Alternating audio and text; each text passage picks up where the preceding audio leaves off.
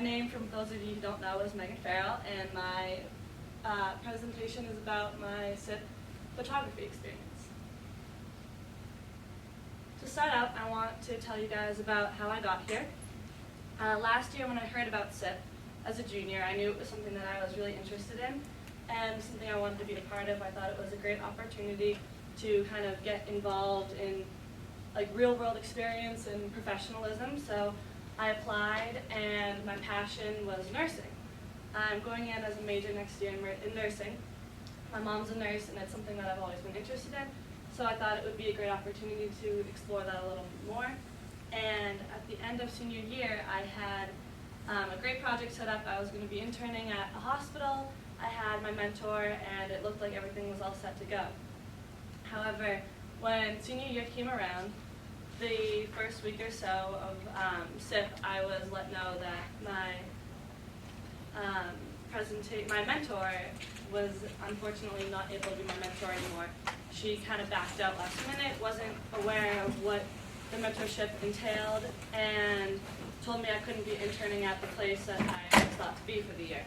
So within a couple of days, my entire project kind of crumbled, and I was back at the starting point, really behind everyone else in class, and I felt I had two options. I could either drop the class and pick up another elective, or remodel this nursing into something that I didn't really want it to be.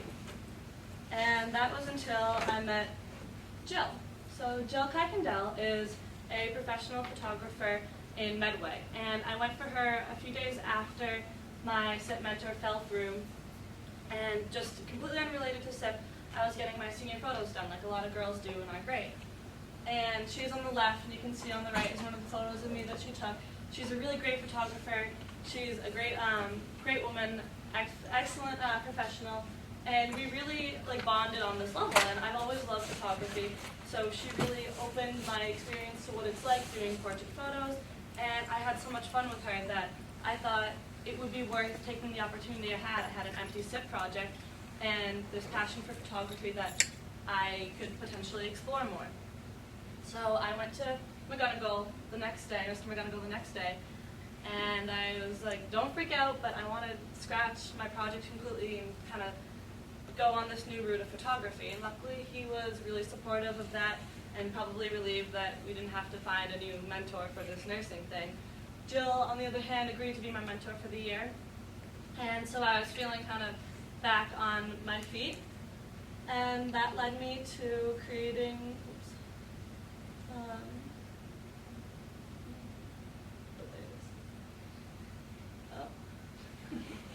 it's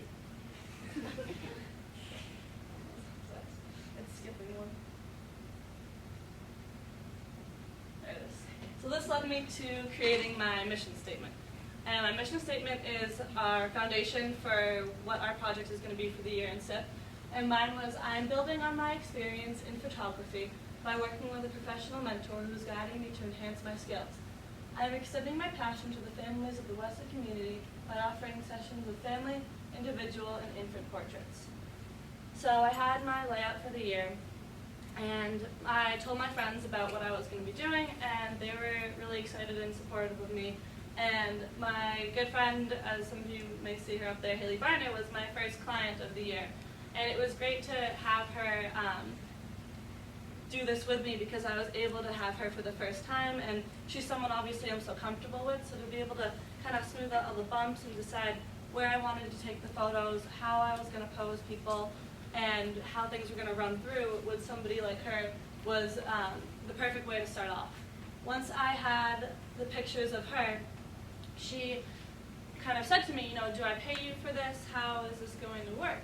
And I wasn't too sure what I was going to do, but with some help from Mr. McGonigal and Ms. Testa, I came up with the idea that because SIP is about giving back to the community, and I wasn't too sure how I would incorporate that in my project, I got connected with two charities obviously really close to Westwood's heart, which is Maddie and then I Am Strong. And I want to thank Mrs. Medina and another board member for coming out here today and supporting me. It's been really great to get to know her throughout this whole process. And so throughout the year, the photo shoots have been raising money for these two charities, and people have been really generous with the donations, so it was definitely awesome to have them as a part of it. So with the photos I had of Haley, I was getting more in touch with other seniors in my grade and people who wanted more photos, but I knew I needed to get in touch with more of the community, more of the adult side for family photos. So I had the photos of Haley and I was able to create a website. I had to do some research on which website was best. I kind of just stumbled upon this website builder called Weebly. It was free, so it was fine by me. And I created a profile featuring a home page, which is previewed here, an about page, which has a bit about me and about SIP and what I've been doing, where the money's going. It has the options page, which told about the individual portraits from the family portraits and then the infant portraits, so all the different type of photography I was doing. And then it had the contact page, which is where people could go, type in their name, their email, and a little blurb about, hey, I want some photos on this date, blah, blah, blah. And I reached out to Dr. Antonucci and asked him if he could send out a blurb that I had typed out to the town of Westwood, explaining who I am and what I was doing and linking my website to the email. Thankfully, he was more than willing to send that out to everybody.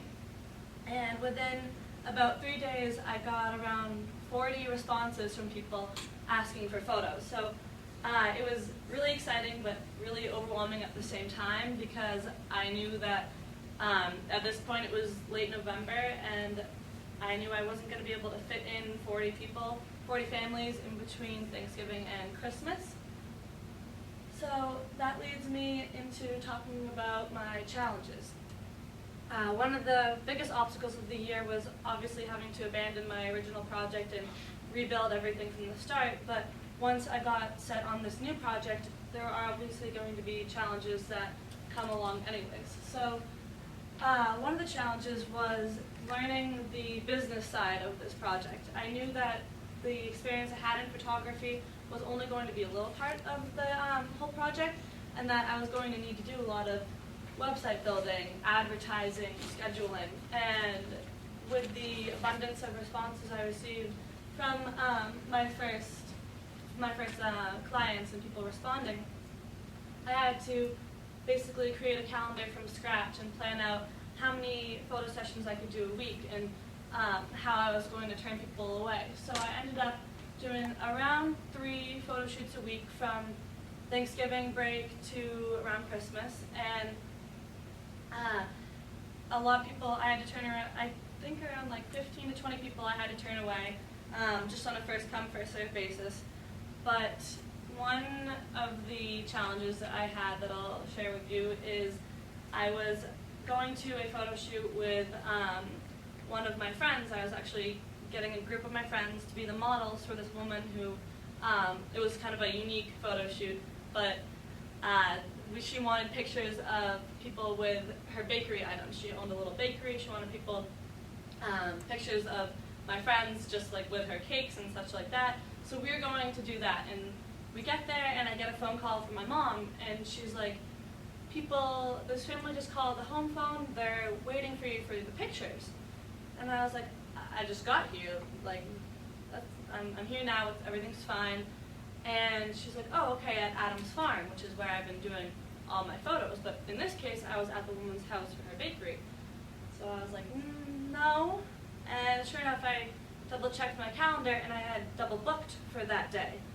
And so I was freaking out because this other family I had waiting for me at Adam's Farm had been waiting for about half an hour. It was basically all college kids who probably didn't want to be there in the first place to get their photos taken, and now they're waiting a half an hour in the cold for this high school photographer who's late.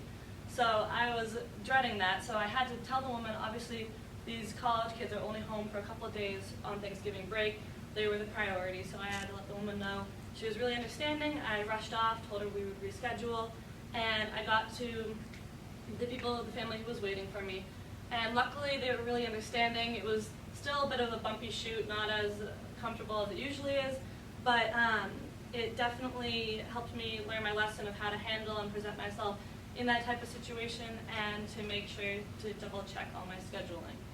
Luckily, that didn't happen again.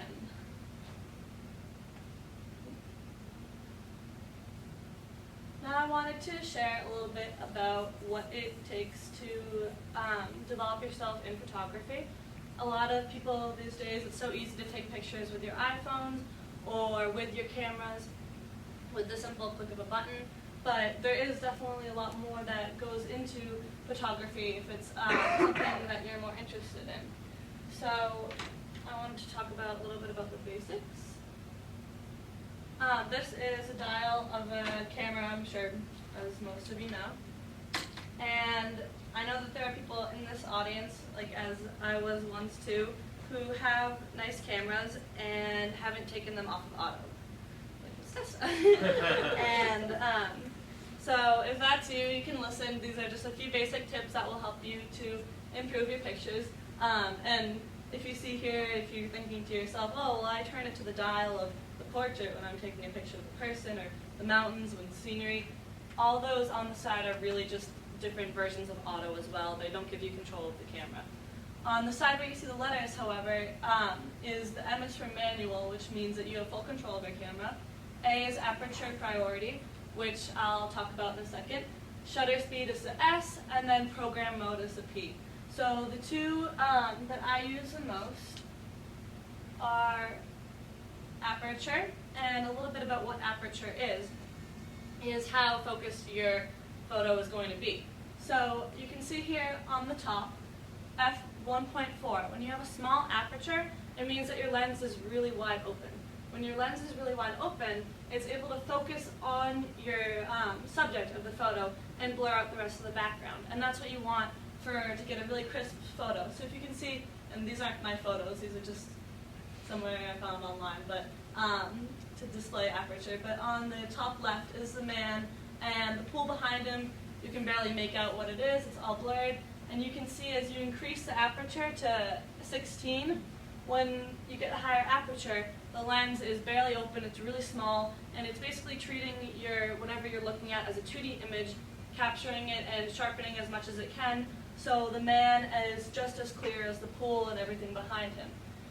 And so for portraits, you want to have your aperture as low as you can get it, because you want your subject clear and you want your background all blurry to really make for a nice crisp photo. The next tip I have is about shutter speed. Shutter speed is just what it sounds like. It's how quick or how slow you want your lens to snap. So if you listen here, I'll display really quick, hopefully we can hear it. Right now, if you look at the picture on the right, it's a picture that's just from my brother's 7th grade basketball team, but the motion is completely frozen, so there's no blur or anything like that, and that's when you have your shutter speed at a really high speed. So say for right now, it's at 1/3200 of a second. So it's really quick, and you can hear the snap.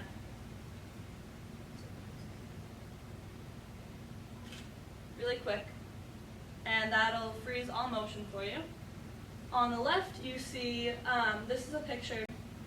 You have to, if you want to kind of blur motion, you need your photo on a stand, because if you handheld it, then everything is going to become blurry, and it won't turn out to be a good picture. So for this photo on the left here, my camera was on a stand, and you can kind of make out the trees and the city in the background all being still, and then you can see this blur of white and red lights, and those are the cars zooming by, because my camera was on a shutter speed of 3 seconds, so it's capturing everything as it goes by. So you can hear the difference between when we heard that quick speed, that quick click, and then if this is at a 1 second click, you get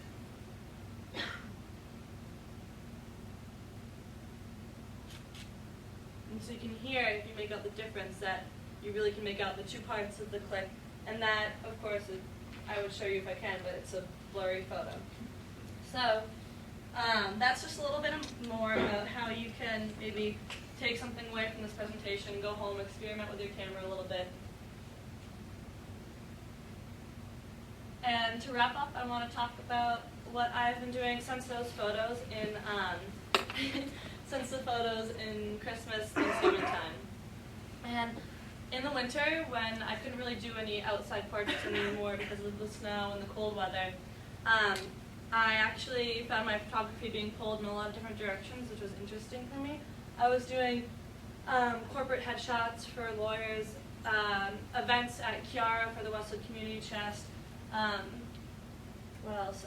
Resident photos of elderly homes, a lot of different types of events, helping out my former SIP students, and so I was really seeing all the different aspects of photography besides portraits, more candid photos or headshots and different types of photos I was doing, so it was really interesting to see where my photography was being pulled.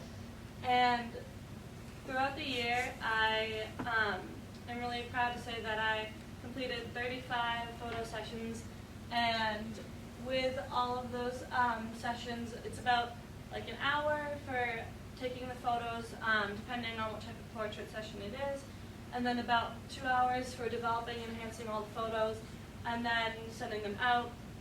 So it was about approximately 100 hours that I spent on this project this whole year, and because of the generous donations from all of the different shoots that I went through, I was able to raise $2,330 for Maddie's foundation and for I Am Strong. So that actually was donated last night to split between the two charities, and that was just a really great thing to be a part of.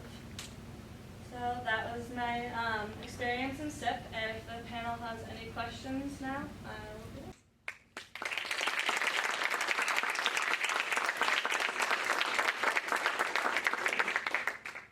there. So Meagan, first of all, we know you're bringing your camera to Oxford. Where do you see photography in your life moving forward as you pursue a career in nursing? So that's actually a great question. I'm going to continue this project even after SIP is over, so I'm hoping to keep it as a off to the side kind of way to bring in some money as a college student and to continue the hobby, and hopefully I'll reach out to like current juniors, upcoming seniors this summer and do some of the girls' senior photos, and then when I'm home from college, if I have time to do different family portraits around Christmas time again, I'll probably do that. Yeah. Yeah, this is very impressive. You should be very proud of yourself. I'm proud of you. I mean, this is such great work. I mean, the pictures alone are just really beautiful and wonderfully done, but the work you did giving back, it's great. If you had to give yourself a little bit of feedback or tell yourself some advice in September when you were embarking on this, what would it be? I would say to be as open about it as I could. I was at first just planning to try to keep it as simple as I could because I had switched so suddenly. I wanted to just make it easy for myself because of how hard it had been so far. So at first I was looking for just senior portraits, but it did take a while, and then I opened up to the idea of doing more, but then also, I guess, in an opposite sense, not to do too much. And a lot I learned this year was how to say no and how to turn people away when I just didn't have enough time. Do you have any advice for future SIP students? Yeah, for future SIP students, I would say not to worry when you have challenges that come your way.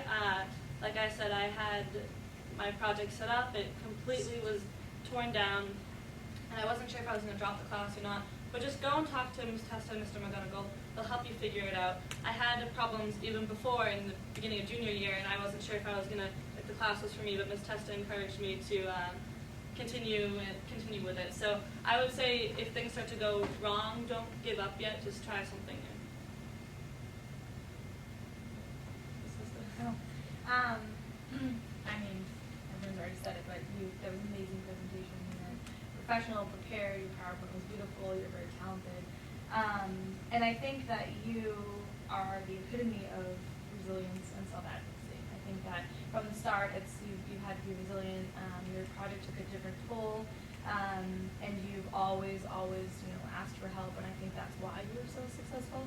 And I think the coolest thing that I think you learned, but then I'm gonna ask what you think you learned, is I think you learned an amazing life lesson that, you know, I think I'm really happy that your mentor sort of kind of canceled, because I think it's really great that you realize you can have more than one passion in life, and you're now pursuing two of them. So next year you're going to continue to pursue the nursing passion, probably can have amazing experiences, but this is something you might not have realized how talented and how into this you were, and whether or not you continue with it in the future. I think that, you know, I think that what you've done is amazing, and we are so proud of you. And I want to know what your biggest takeaway has been just through this whole process, from sort of start to finish, looking back on it. So it's definitely similar to what you said it is that I've always been interested in photography, but I was too nervous to go into that as a route in college. Photography is definitely a hard career to make a good living off of. So I think getting this opportunity instead to explore it from a professional standpoint was definitely what I needed to see, that if nursing isn't something that I'm interested in, to go into a business route and maybe try and develop this. So I'm glad to have seen what it's like for me in this type of setting before jumping onto something new later on in life. If that makes sense. Perfect. Yeah, Devontae. I don't really have a question more of a comment. I just wanted to thank you because you really helped me out. I think you could have done my strong or anything. Yeah, of course. So, you helped out the citizens. I just want to thank you. Definitely.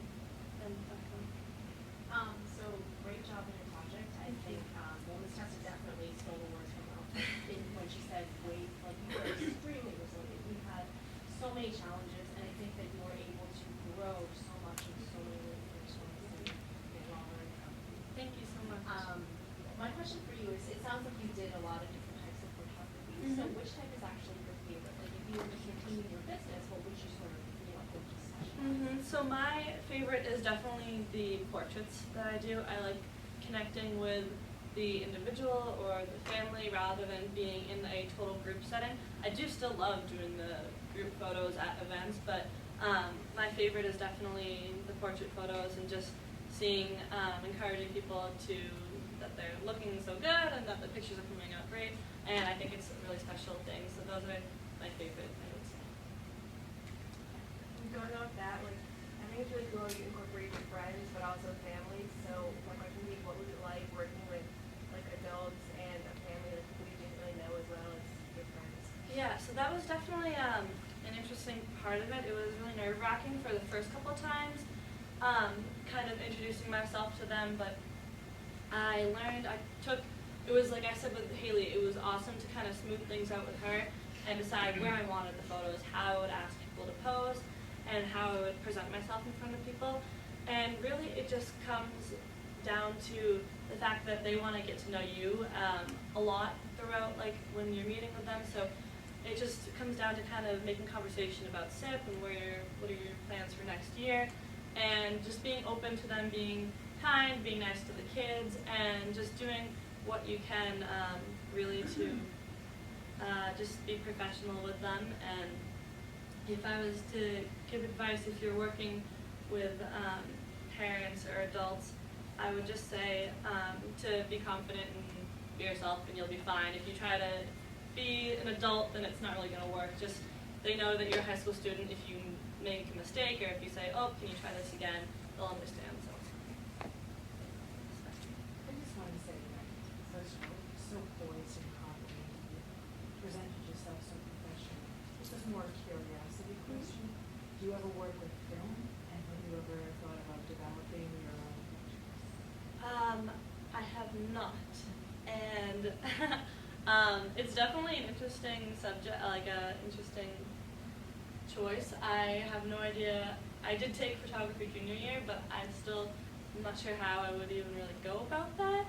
But it's definitely something to consider looking into more, for sure. I just have kind of two comments. I think, the first is that idea of resilience, and, you did hit some obstacles, especially when defining your passion. The way you went about it through the entire year was with such kind of grace, and you never once once seemed out of your league or in doubt, and the confidence in making the decisions you made, I thought was really amazing. The maturity level was from start to finish, from even when you had that kind of nursing idea and switched gears, like the way you presented yourself through a whole year was awesome, testament to your character.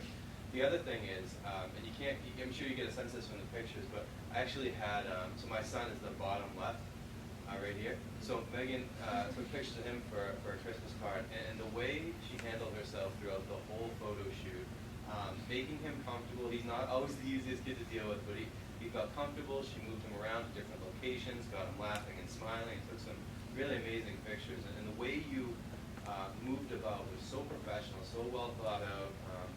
It was well beyond your years. I thought it was really such a professional hour and a half. It's very well. Adam? First of all, it's a fantastic presentation. Thank you. Also, I was wondering what your relationship was with your mentor throughout the year. So, yeah, that's a good question. My mentor, Jill, she definitely is really busy. She's a photographer of her own, so our schedules conflicted a lot. So for a while, we communicated by text. I would just ask her for advice when I needed it. But I was on my own definitely for the majority of the entire project. The one time where I really relied on her was for classes. She did a couple intermediate and advanced photography classes, so that helped me freshen up on my skills at the beginning of the year. So that's how she helped me along with this project. So your name's out there. Everyone loves you. Your work's amazing. If you haven't looked at her website, I highly recommend you do. It's unbelievable. What do you see yourself continuing? I think you will in the future, but do you see yourself continuing this summer? I mean, your name is still sort of out there. Are people still contacting you? Definitely.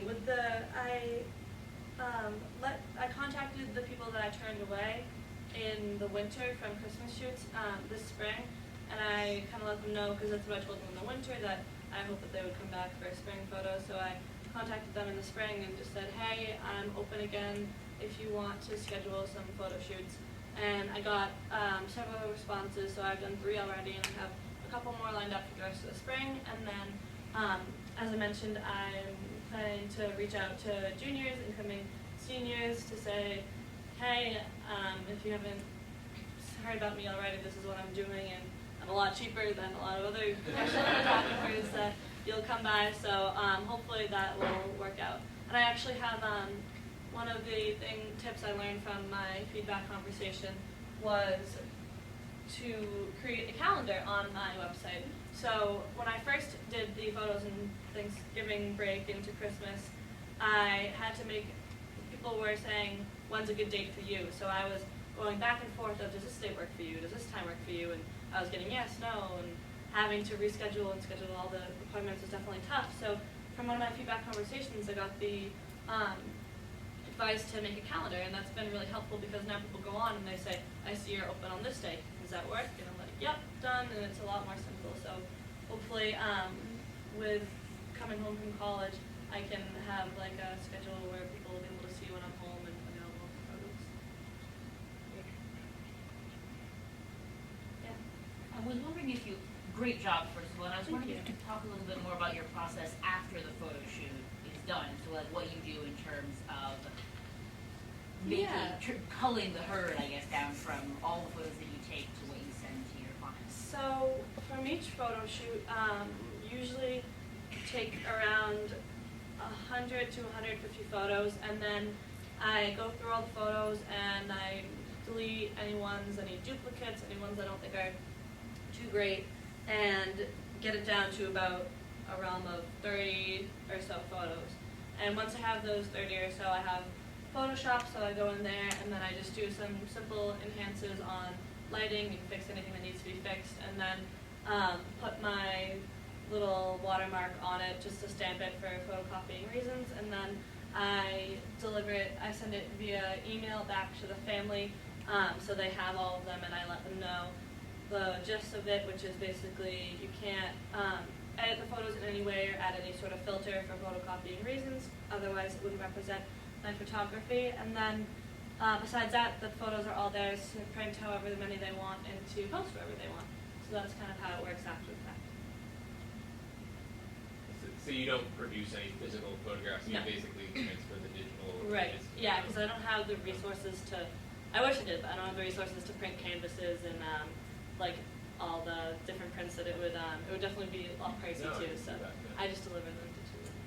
And I just want to say, working with you this whole year has been fabulous. You have always been so responsive and back and forth, and you most recently photographed our event on Sunday, and your photos were phenomenal. And they were all kids and grown-ups and action shots, and were phenomenal. Just working with you this whole year has been great. yeah, it's been awesome. Thank you for letting me be part of it. If that's it, then I just want to say thank you guys all for coming out here today, and that's that. So everyone can feel free to